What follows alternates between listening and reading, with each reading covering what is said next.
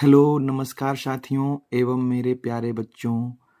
आपका अपना चैनल बच्चों के साथी अपने गुरुजी पे आप सभी का स्वागत है। आज हम अर्धवार्षिक परीक्षा 2025 विषय गणित वर्गवार 3, 4, 5, 6, 7, 8 क्लास तक के प्रश्नों का हल करेंगे।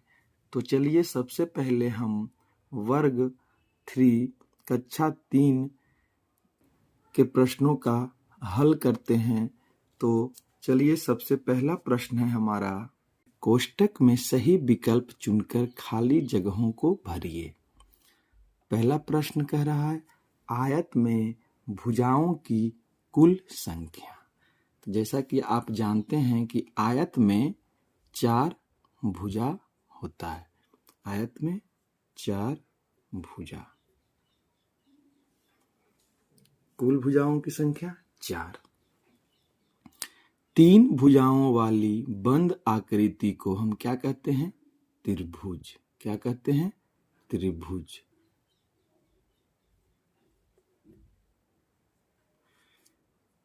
नेक्स्ट है 99 के ठीक बाद वाली संख्या। 99 के बाद, तो 99 के बाद कौन आता है? 100। 99 के बाद 100। इस आकृति को क्या कहते हैं? तो इस आकृति को हम क्या कहते हैं? बेलन। क्या कहते हैं? बेलन। इस आकृति को हम बेलन कहते हैं। अगला है 25 के बाद 5 कदम आगे जाने पर। 25 के बाद 5 कदम, 5 कदम जोड़िए 5 उंगली पे। 25 के बाद 26, 27, 28, 29, 30। 25 के बाद 30। अगला प्रश्न है हमारा, निम्नांकित कथनों में सत्य के लिए राइट या असत्य के लिए रॉन्ग का निशान लगाइए। जो राइट है उसके साथ राइट, जो रॉन्ग है उसके साथ रॉन्ग। तो देखिए इसे गौर से, इस आकृति को शंकु कहते हैं। तो हाँ, शंकु का आधार क्या होता है? का आधार वृत्त। 50 में 20 घटाने पर 25 प्राप्त होता है? नहीं। जब हम 50 में 20 को घटाएंगे तो हमें, देखिए 50 में जब हम 20 को घटाएंगे, 0 से 0, 5 में से 2 गया 3, 30 प्राप्त होता है, जो कि गलत है। श्याम पट्ट की आकृति वृत्ताकार होती है? नहीं। ये कैसा होता है? चौकोर होता है, आयताकार या वर्गाकार हम कह सकते हैं। 70 के ठीक पहले 69 होता है। हाँ, 7 plus 7 plus 7 is equal to 7 multiply 3 is equal to 21। हाँ, 7 प्लस 7 प्लस 7 बराबर 7 गुने 3 बराबर 21। तो हाँ, देखिए 7 को 3 बार जोड़िए या 7 को 3 से गुना कीजिए, दोनों बात बराबर है।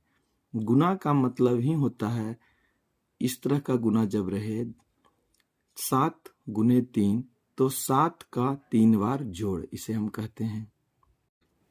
स्तंभ अ स्तंभ व के साथ सही सही मिलान कीजिए।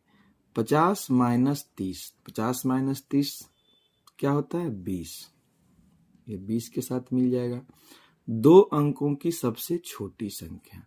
2 अंकों की सबसे छोटी संख्या 10। 20 गुने 5, 20 पचे 100। 8 सैकड़ा मतलब 8 गुने 100, 800। तो यह यहाँ हो जाएगा।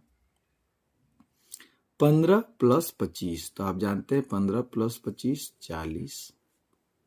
ठीक है, चलिए नेक्स्ट प्रश्न में।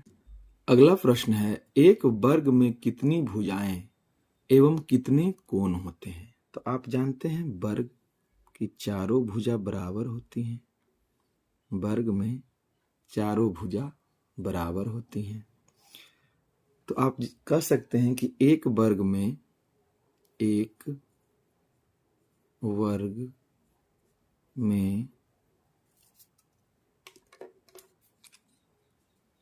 4 भुजाएं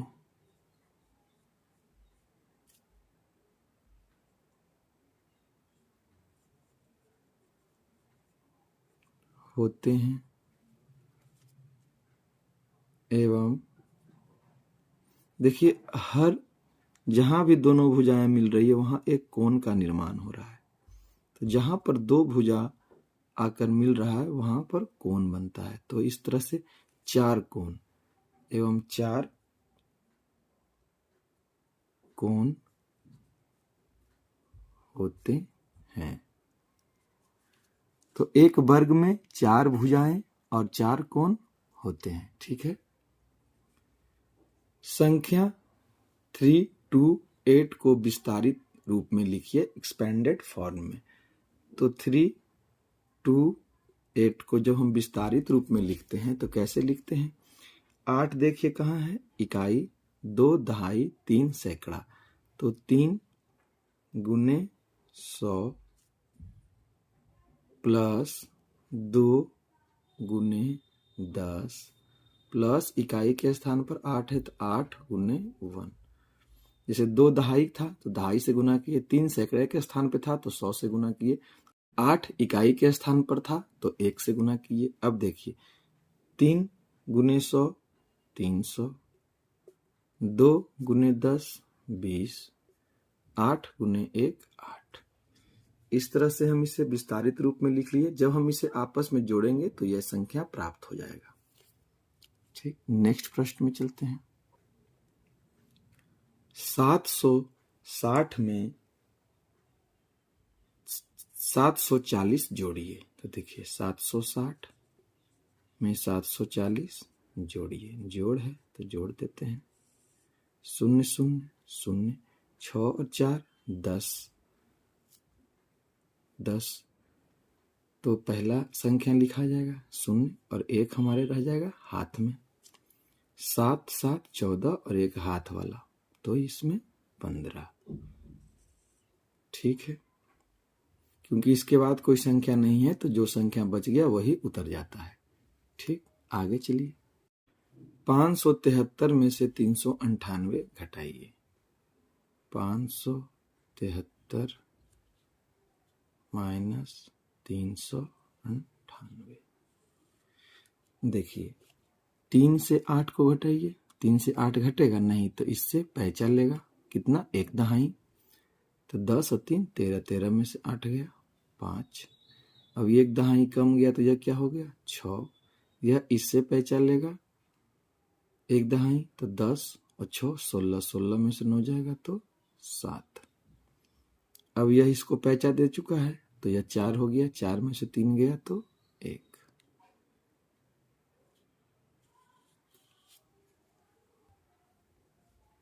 ठीक है, चलिए आगे चलते हैं। 18 में 9 से गुना कीजिए। 18 में 9 से गुना।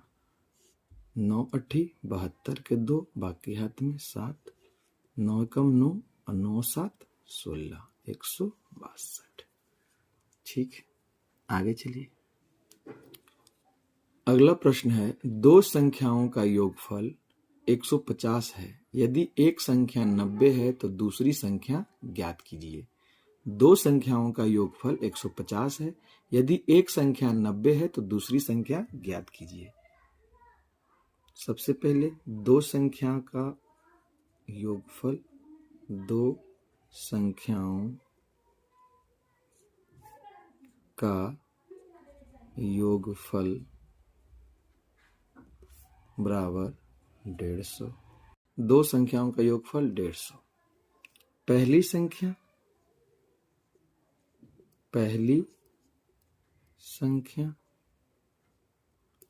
बराबर 90, तो दूसरी संख्या बराबर, दूसरी संख्या बराबर दूसरी संख्या निकालना हो तो दोनों संख्याओं का योगफल, दोनों संख्याओं का योग माइनस पहली संख्या। तो दो संख्याओं का योगफल कितना है? 150। पहली संख्या 90, तो दूसरी संख्या क्या होगा? 60। दूसरी संख्या 60। इसे बनाने का दो तरीका है। एक तरीका है पहली संख्या प्लस दूसरी संख्या। तो पहली संख्या 90 है, दूसरी संख्या हमें नहीं पता, तो x मान के बनाएंगे, तो 90 प्लस x बराबर 150। इस तरह से भी हम कर सकते हैं। दो ही संख्या है, एक संख्या दो संख्या, दो संख्या का योग दिया हुआ है और एक संख्या दिया हुआ है, तो दूसरी संख्या निकाल लेंगे। दूसरी संख्या बराबर क्या होगा? दो संख्याओं का योग माइनस पहली संख्या, जिससे हमें दूसरी संख्या मिल जाएगी। तो दूसरी संख्या 60, दूसरी संख्या बराबर 60। चलिए नेक्स्ट में, इसी में प्रश्न है, विद्यालय में 225 बालक और 247 बालिकाएं पढ़ते हैं। बताइए विद्यालय में कुल बालक बालिकाओं की संख्या कितनी है? विद्यालय में 225 बालक और 247 बालिकाएं पढ़ते हैं। बताइए विद्यालय में कुल बालक बालिकाओं की संख्या कितनी है? तो चलिए,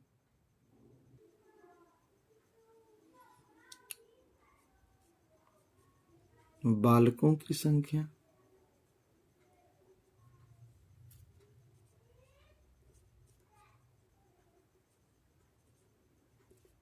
बराबर 225, बालिकाओं की संख्या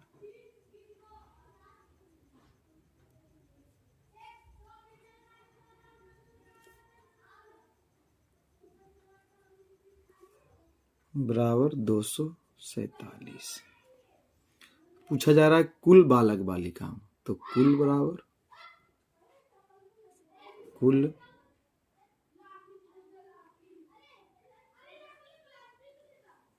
बालक बालिकाओं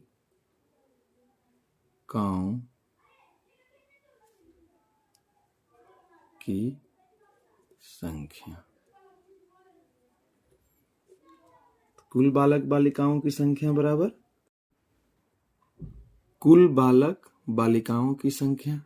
तो देखिए कुल बालक कितने हैं? 225, तो 225। कुल बालिकाओं की संख्या 247, तो 247। अब जब दोनों को हम जोड़ेंगे तो 472। कुल बालक बालिकाओं की संख्या 472। ठीक है, चलिए नेक्स्ट में चलते हैं। कक्षा 3 में 12 बेंच हैं। प्रत्येक बेंच पर 3 विद्यार्थी बैठे हैं, तो उस कक्षा में कुल कितने विद्यार्थी हैं? देखिए, तो कुल बेंचों की संख्या, सबसे पहले कुल बेंचों की संख्या, कुल बेंचों की संख्या बराबर 12। प्रति बेंच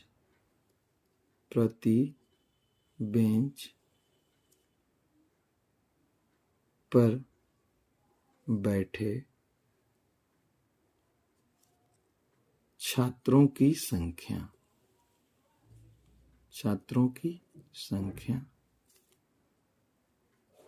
बराबर 3। तो कुल छात्र, कुल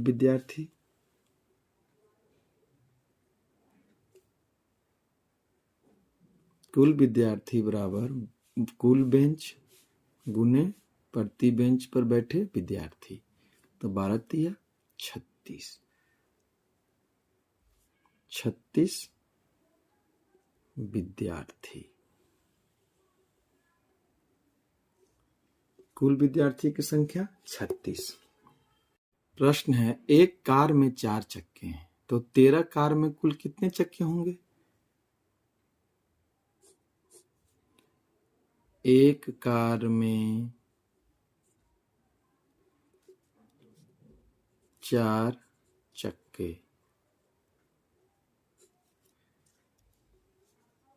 तो 13 कार में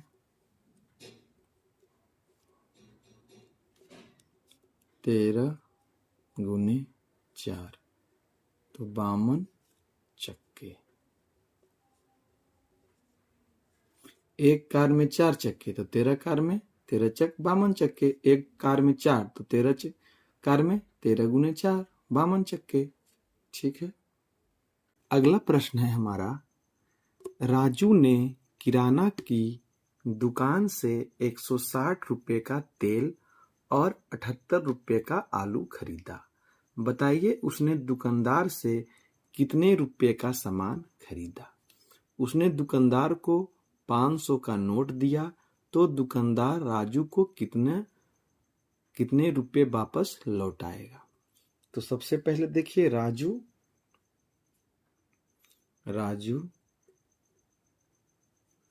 द्वारा खरीदा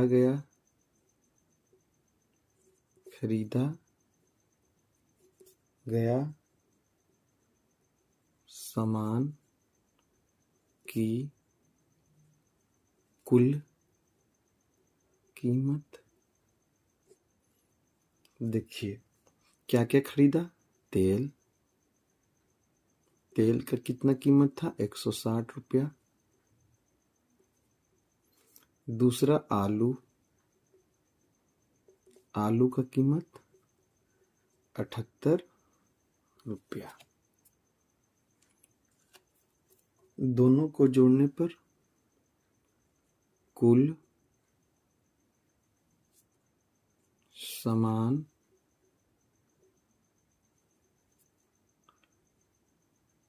सामान की कीमत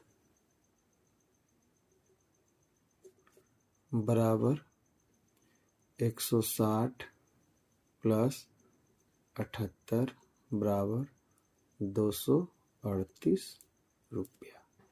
238 रुपया का यह सामान खरीदा। अब देखिए, राजू द्वारा 238 रुपया की सामान की खरीदारी की गई। राजू ने दुकानदार को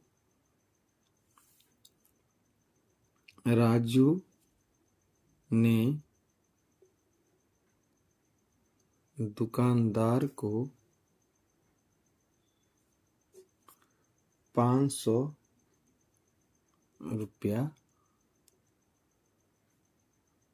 रुपये दिए। ठीक है। दुकानदार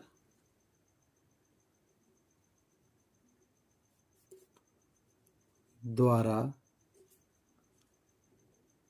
वापस लौटाया गया राशि बराबर 500 रुपया दुकानदार को दिया, 238 का सामान लिया, तो दोनों को जब आपस में घटाएंगे तो 262 रुपया आएगा।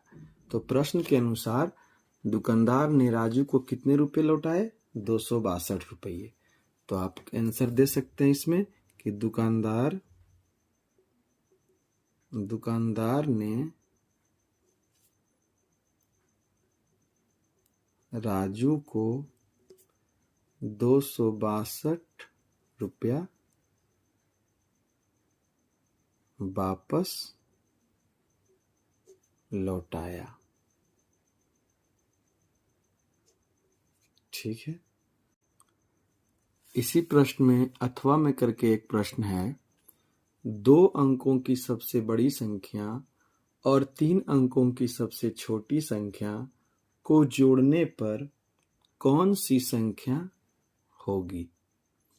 दोनों का योगफल 3 अंकों की सबसे बड़ी संख्या से कितनी छोटी होगी।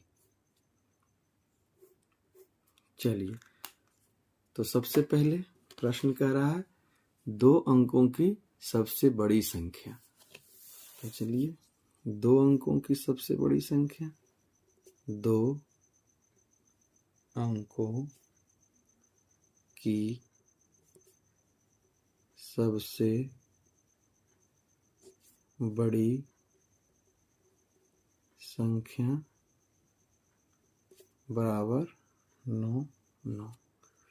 उसके बाद कह रहा है 3 अंकों की सबसे छोटी संख्या, 3 अंकों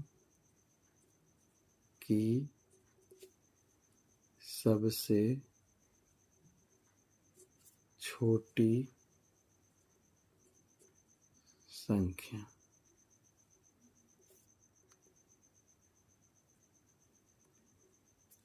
ठीक है, अब कह रहा है 3 अंकों की सबसे छोटी संख्या को जोड़ने पर कौन सी संख्या होगी।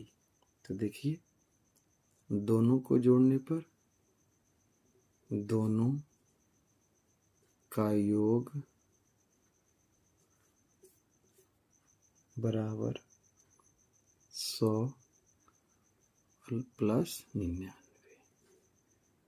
तो इसे जब जोड़ेंगे तो 199।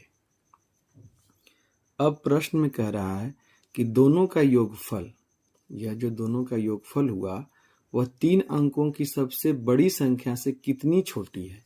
तो चलिए 3 अंकों की सबसे बड़ी संख्या क्या होगा, पहले निकाल लेते हैं। 3 अंकों की सबसे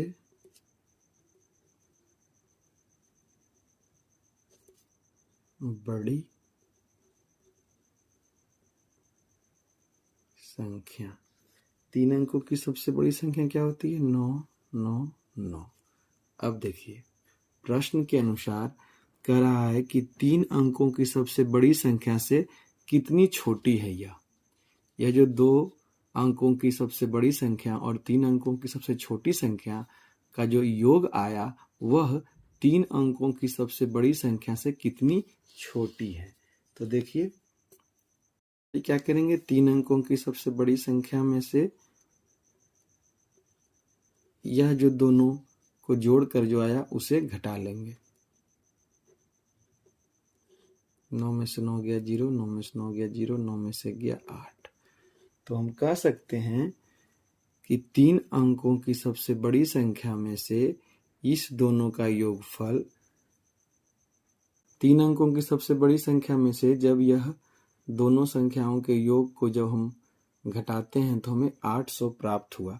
तो हम कह सकते हैं कि दोनों का योगफल 3 अंकों की सबसे बड़ी संख्या से 800 छोटी होगी, 800 छोटी होगी, 800 छोटी होगी, मतलब 800 कम होगा। ठीक है, इस प्रकार से वर्ग 3 क्लास 3 का सारा क्वेश्चन का हल हो गया। तो चलिए अब हम लोग क्लास 4 वार्षिक परीक्षा 2025 गणित के प्रश्नों का हल करेंगे। तो देखिए, सबसे पहला प्रश्न है हमारा क्लास 4 का। पहला प्रश्न है, कोष्टक में से सही विकल्प चुनकर खाली जगहों को भरिए। प्रश्न है 1/4 को हम क्या कहते हैं। तो 1/4 को हम कहते हैं 1/4, 1/4। दूसरा प्रश्न है हमारा 7 रुपये के बराबर, 7 रुपये बराबर 700 पैसे। कैसे, क्योंकि 1 रुपया में 100 पैसा, तो 7 रुपया में 700 पैसा। नेक्स्ट है 2/9 में हर है। तो आप जानते हैं भिन्न में ये अंश ऊपर होता है और हर नीचे। तो 2/9 में हर क्या होगा, हर नीचे होता है, तो हर 9। 760 गुने 19, 760 गुने 19। जब आप 760 को 19 से गुना करेंगे तो देखिए गुना, तो क्या होगा, 9 से 0 में गुना 0, 9 छक 54 का 4, बाकी हाथ में बच्चा 5, 7 नमा 63 और 5 68। 1 से 0 में गुना करेंगे तो 0 में किसी भी संख्या से गुना करने पर 0 ही मिलता है। 1 से 6 में 6, 1 गुने 7 7,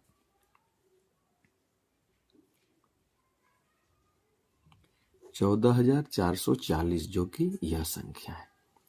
नेक्स्ट है 960 भागा 3।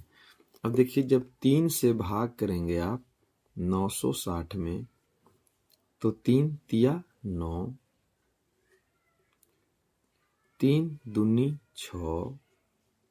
अब यह शून्य है, शून्य से जब भाग करेंगे शून्य बार में 3 मल्टीप्लाई शून्य तो शून्य। ठीक है, इस तरह से यह होगा 320। ठीक, चलिए नेक्स्ट में चलते हैं। नेक्स्ट है सही कथन के सामने राइट तथा गलत के सामने क्रॉस चिन्ह लगाइए। 3058 का विस्तारित रूप। तो देखिए इकाई, दहाई, सैकड़ा, हजार। 3 जो है 1000वां स्थान पर है तो 3 गुने 1000। शून्य जो है 100वां स्थान पर है तो शून्य मल्टीप्लाई 100 होना चाहिए था, लेकिन यहाँ क्या है 1 है और यहाँ क्या है शून्य है, तो यह यहीं गलत हो गया। 5 गुने 10 यह सही है, यह सही है, मतलब यह गलत है। तो यह पूरा विस्तारित रूप ही गलत हो जाता है, तो यह गलत। 4/6 का तुल्य भिन्न 2/3 है। तो जैसा कि आप तुल्य भिन्न में पढ़े थे, तुल्य मतलब जो बराबर हो, छोटा रूप करने पर या बड़ा रूप करने पर वह बराबर हो। तो जैसे देखिए 4/6 क्या बराबर है 2/3 का? तो हाँ, जब इसे हम 6 करेंगे तो 3 दूनी 6, तो जब नीचे 2 से गुना करेंगे तो ऊपर भी गुना करेंगे। अब देखिए 2 दूनी 4 तो ऊपर 4, 3 दूना 6 तो ऊपर 6, मतलब यह तुल्य भिन्न है। एक तरह से और कर सकते हैं, जैसे 4/6 बराबर 2/3। अब देखिए इसे 2 से काटिए, 2 दूना 4 और 2 तिया 6, आपस में कट रहा है। इस प्रकार यह क्या है तुल्य भिन्न है, तो यह सही होगा। सबसे बड़ी संख्या क्या 6495 है। देखिए सबसे बड़ी संख्या कौन है 6495, लेकिन यहाँ क्या है 69। सबसे पहले जो है संख्या देखेंगे कितने अंकों का है, यह 1 2 3 4 सभी 4 अंकों की संख्या है। अंक में तो चारों बराबर है कि 4-4 अंकों की। उसके बाद देखेंगे कि चौथा नंबर वाला जो है इकाई, दहाई, सैकड़ा, 1000वां स्थान पर जो है उसमें बड़ा कौन है। तो देखिए यह 5 है, 5 से यह बड़ा होता है। अभी तक तो यह दोनों बराबर है। इसके बाद देखेंगे कि सैकड़ा, जब 1000 भाग से हम पता नहीं कर पा रहे हैं कि कौन बड़ा है कौन छोटा है, तो उसके बाद सैकड़ा के स्थान पर देखिए यह 9 है और यह 4 है, तो बड़ा कौन होता है 9 बड़ा होता है, इसलिए बड़ी संख्या कौन होगी 6945। तो यह 6495 क्या होगा गलत। 1000 10 सैकड़े के बराबर है, तो हाँ कैसे। अब देखिए 1000 10 सैकड़ा, 10 सैकड़ा का मतलब 1 सैकड़ा बराबर 1 सैकड़ा बराबर 100, तो 10 सैकड़ा बराबर 10 गुने 100 1000। ठीक है, 5550 के ठीक पहले वाली संख्या 5550 से ठीक पहले वाली संख्या 5549 है, तो हाँ 50 से पहले 49 होता है 49। चलिए नेक्स्ट प्रश्न में चलते हैं। स्तंभ अ से स्तंभ व का सही सही मिलान कीजिए। पहला प्रश्न है 757 में 5 का स्थानीय मान। तो सबसे पहले आप समझिए कि स्थानीय मान किसे कहते हैं। स्थानीय मान वैसा मान जो अंक या संख्या का जिसके बारे में पूछा जा रहा है उसका स्थान को निर्धारित करता है। जैसे यह 5 का स्थानीय मान पूछ रहा है, तो 5 का स्थानीय मान, तो स्थान देखना है वो किस स्थान पर है। तो देखिए संख्या में इधर से देखा जाता है राइट साइड से इकाई, दहाई, सैकड़ा, तो 5 जो है वो दहाई के स्थान पर है, मतलब 5 दहाई, तो 5 गुने 10 50। देखिए 50 किस में है, या 757 का अंकित मान। अंकित मान किसी भी संख्या का पूछे, संख्या कैसा भी हो, उसका अंकित मान वही होता है जो संख्या होता है। तो 5 का अंकित मान है तो 5 का अंकित मान 5 ही होगा, चाहे वो किसी भी स्थान पर हो, उसका वैल्यू वही होगा जो उस संख्या का वैल्यू होगा। संख्या 5 है, 5 का 5 होता है, तो यह 5 ही होगा। अंकित मान जो है वह अंकित मान स्थान के अनुसार नहीं होता है। अंकित मान खुद वही अंक होता है जिसके जो पूछा जाता है। जैसे कोई भी कितनी भी बड़ी संख्या हो और किसी का भी अंकित मान पूछे तो सिर्फ उस संख्या को लिख देना है। जैसे 757 में देखिए 5 का अंकित मान 5 ही होगा, लेकिन यही स्थानीय मान पूछा जाता तो देखिए 50 होता है। स्थानीय मान और अंकित मान में यही अंतर है कि स्थानीय मान जो होता है वह स्थान के अनुसार, वह इकाई, दहाई, सैकड़ा, हजार, लाख जिस स्थान पर है उस अनुसार लिखाता है, और अंकित मान बस जो संख्या के बारे में पूछ रहा है वह संख्या ही उसका अंकित मान होता है। 4 अंकों की सबसे बड़ी संख्या देखिए, 1 अंकों की सबसे बड़ी 9, तो 4 अंकों की 9 9 9 9।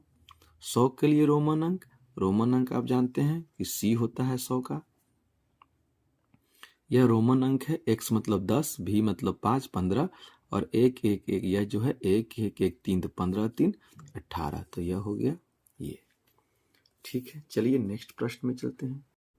चौथा प्रश्न है नीचे दिए गए प्रश्नों के उत्तर दीजिए। 902, 209, 905 को बढ़ते क्रम में।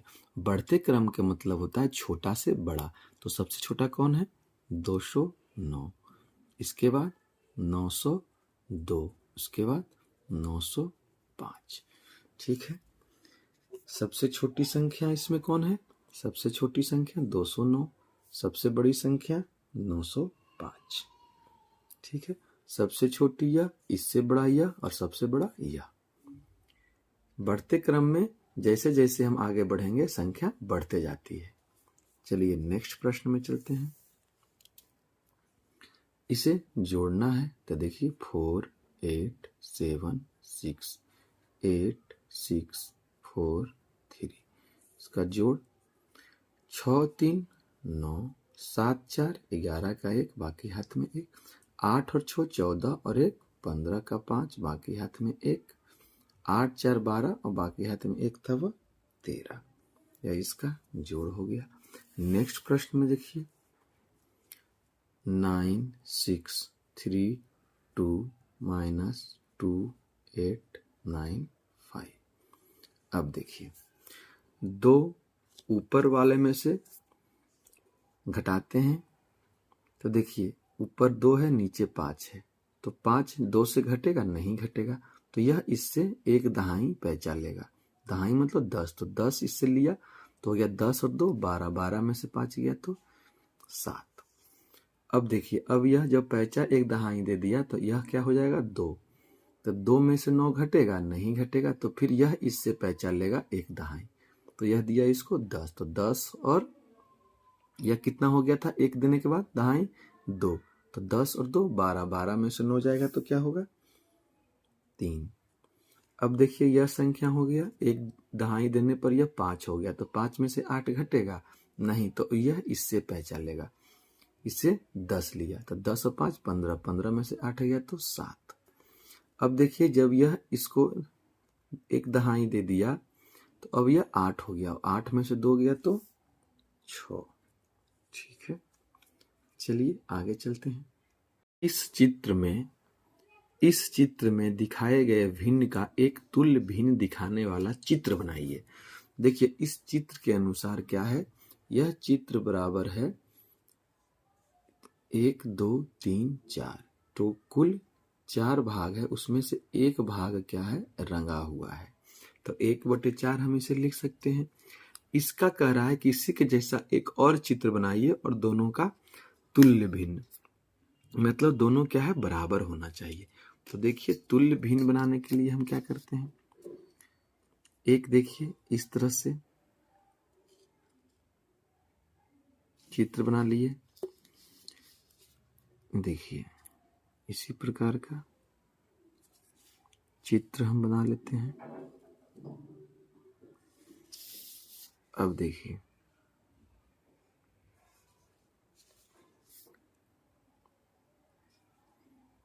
1 2 3 4 5 6 7, 1 2 3 4 5 6 7 8, अब देखिए इसमें 8 घर हो गया और उसमें 4 ही घर था, तो तुल्य भिन्न बनाने के लिए हम इसमें से 2 घरों को रंग देंगे, 2 घरों को रंग देंगे। अब देखिए जब हम 2 घरों को रंगे, कुल घरों की संख्या कितनी थी? 8, तो 2/8। अब देखिए यह तुल्य भिन्न है कि नहीं, तो देखिए 1/4 2/8।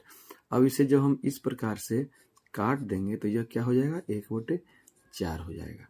तो यह भी 1/4 और यह भी 1/4। इस प्रकार से आप चित्र बना के दिखा सकते हैं। आप गोल घेरा भी बनाकर इस प्रकार से बना सकते हैं। 1 2 3 4 5 6 7 8 घर, उसमें से 2 घर को आप रंग सकते हैं, रंग कर आप दिखा सकते हैं। और इस तरह से 2/8 आप भाग को रंग के दिखा सकते हैं। जरूरी नहीं है कि 8 ही, आप इसको 6 भाग करके भी दिखा सकते हैं। 6 भाग बनाकर भी आप इसे दिखा सकते हैं।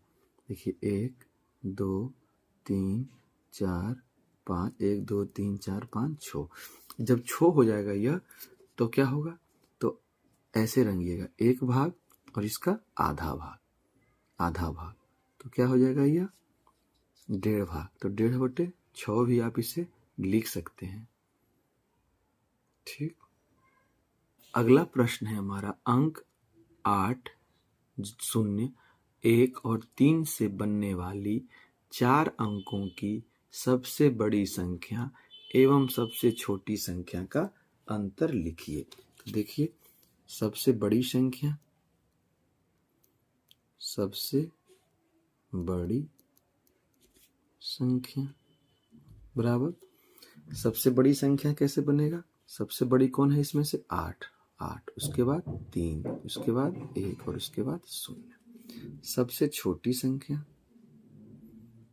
सबसे छोटी संख्या, सबसे छोटी संख्या इसमें से 0 है, लेकिन 0 जब हम पहले लिख देंगे तो उस 4 अंकों की संख्या का कोई वैल्यू नहीं रह जाता है, इसलिए 0 जो है कभी भी शुरुआत में नहीं लिखा था इस तरह के प्रश्नों में। तो सबसे पहले 1, फिर 0, फिर 3, फिर 8। ठीक है। अब देखिए बड़ी संख्या में बनाने के लिए क्या किए हम? सबसे पहले बड़ी संख्या लिखे, उसके बाद उससे छोटी, उसके बाद उससे छोटी, उसके बाद उस सबसे छोटी।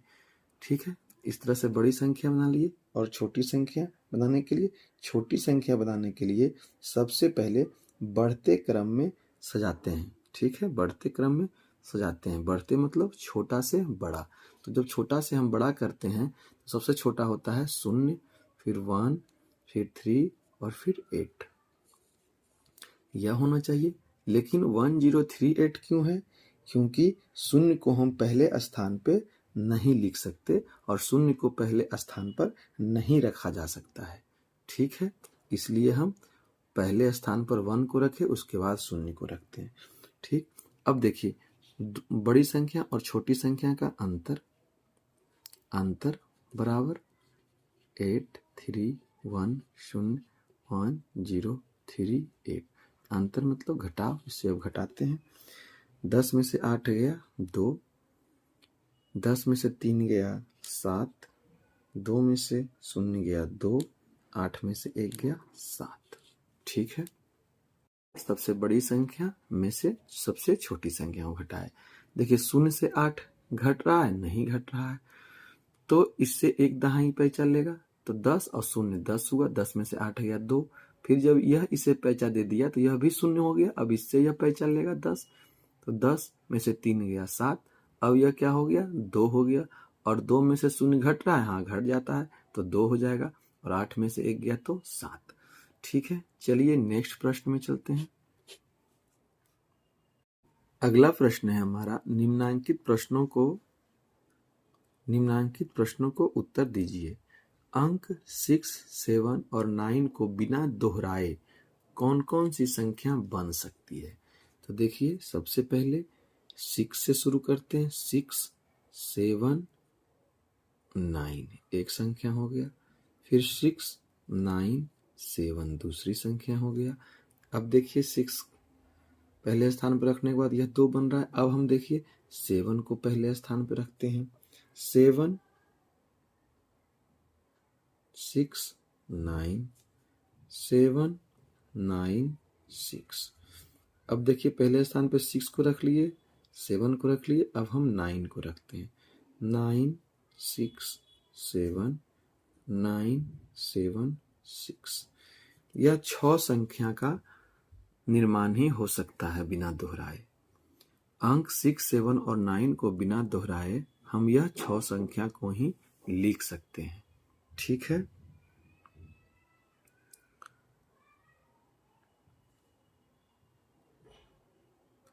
चलिए नेक्स्ट प्रश्न है, दिए गए चित्रों को 2/5 भाग रंगिए। अब देखिए टोटल कितने बैलून है? 5 है। तो कुल कहाँ होता है? नीचे, तो नीचे 5 है और ऊपर 2 भाग, तो 2 भाग को रंगने कह रहा है, तो हम इस प्रकार से 2 भाग को रंग लेंगे। ठीक है, एक इससे और एक इससे, ऐसे रंग लिए। ठीक, यह हमारा प्रश्न का उत्तर हो गया। 2/5 1 2 2 भाग रंग दिए। कुल कितना? 1 2 3 4 5, तो कुल होता है नीचे। ठीक है, चलिए नेक्स्ट प्रश्न में चलते हैं। नेक्स्ट प्रश्न कहता है, पिंकी के पास 5000 थे। उसने 800 में एक रेडियो तथा 1500 में एक पंखा खरीदा। बताइए उसके पास कुल कितने रुपए बचे। अब देखिए सबसे पहले पिंकी के पास कुल कितने पैसे थे? पिंकी के पास कुल 5000 रुपया था। अब जो खरीदारी की पिंकी, उसमें रेडियो की कीमत कितना है? रेडियो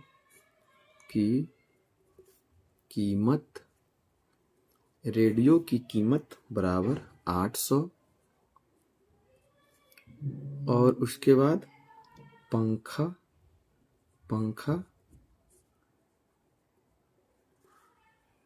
की कीमत, पंखे की कीमत कितना है? 1500। कुल खर्च कितना हुआ? कुल खर्च बराबर रेडियो प्लस पंखा, कितना हो गया? 2300 रुपया। ठीक, अब देखिए प्रश्न में कह रहा है पिंकी के पास 5000 थे। उसने 800 में रेडियो खरीदा, 1500 में पंखा खरीदा, तो अब उसके पास कितने रुपए बचे? अब देखिए शेष बची राशि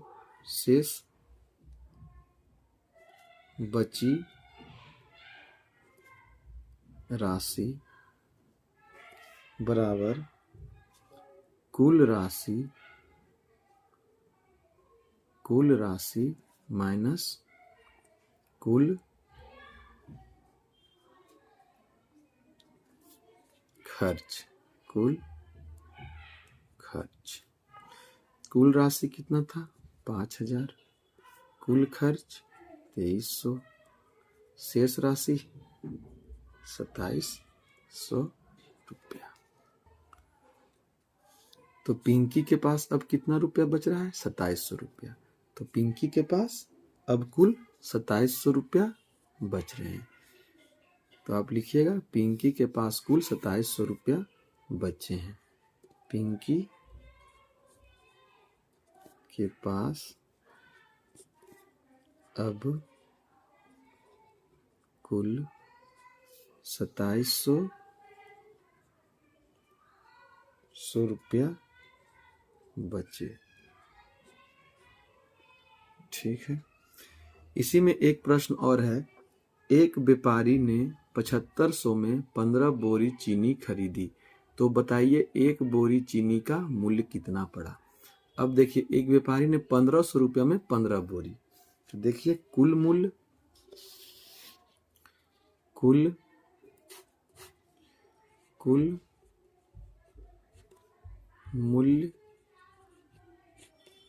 7500, कुल बोरियों की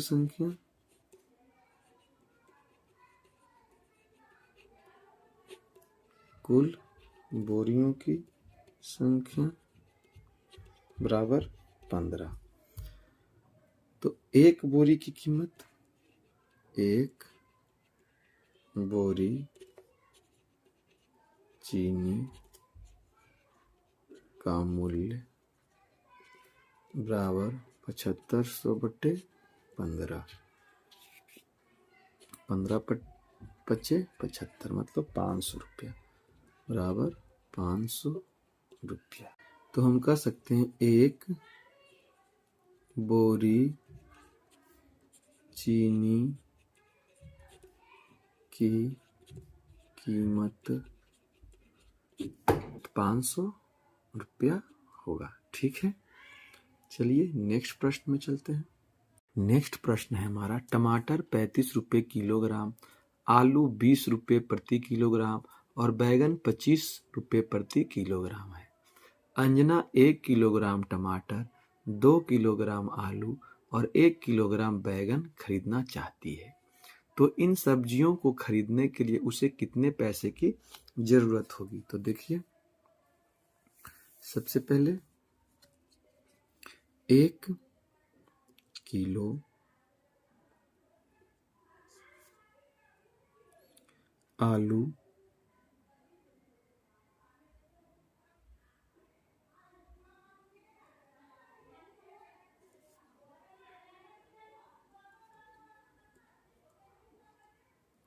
की कीमत बराबर 20 रुपया। 1 किलो टमाटर की कीमत बराबर 35 रुपया। 1 किलो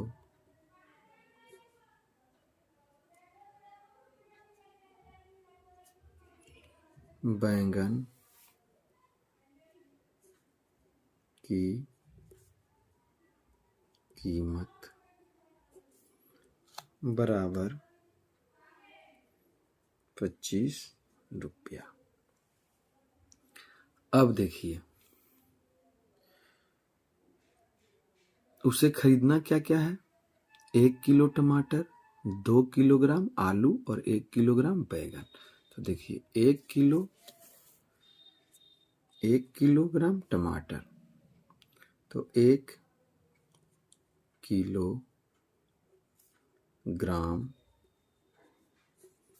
टमाटर बराबर 1 गुने 35 बराबर 35 रुपया। ठीक है, अब है 2 किलोग्राम आलू, 2 किलोग्राम आलू खरीदना है। तो 2 किलोग्राम आलू, तो 1 किलोग्राम आलू का 20 रुपया, तो 2 किलोग्राम का 2 गुने 20 बराबर 40 रुपया। इसके बाद 1 किलो बैंगन, 1 किलोग्राम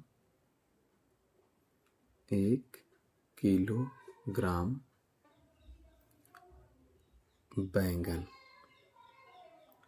तो 1 किलोग्राम बैंगन का मूल्य 25, तो 1 किलो लेना है उसको, 25 बराबर 25 रुपया। अब देखिए इतना इतना सामान बोल ली तो इतना इतना पैसा देना पड़ेगा। तो कुल कितना पैसा देना पड़ेगा? 5 5 10 का शून्य, बाकी हाथ में 1, 4 3 7 और 2 9 और 1 10, 100 रुपया। प्रश्न में कह रहा है अंजना को कुल कितने रुपए की जरूरत होगी? इतने सामान खरीदने के लिए अंजना को इन सब्जियों